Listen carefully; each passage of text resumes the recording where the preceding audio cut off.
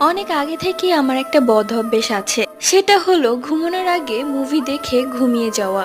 এই ফ্ল্যাটে আমি একাই থাকি, আর আমার স্বামী ব্যবসার কাজে বাইরে থাকে। পুরো ফ্ল্যাটটিতে আমি একাই থাকি।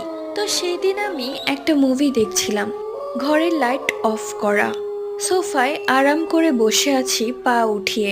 কিছুক্ষণ পর পর টিভির আলোতে পুরো ঘরটা দেখা যাচ্ছে কোনো রকম।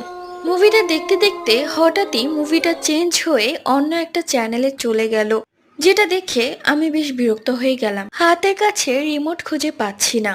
এটা কি করে সম্ভব? আপনা আপনি চ্যানেলগুলো কিভাবে পাল্টিয়ে যায়? ঘরে লাইট অন করে অনেক কষ্টে রিমোটটা খুঁজে পেলাম। এরপর লাইট অফ করে আবারও দেখছি। কিছুক্ষণ বাদে কেউ আমার কানের কাছে এসে বলল, এটা দেখবো না। মাথা ঘুরিয়ে দেখি কালো একটি ছায়া আমার পাশেই বসে আছে।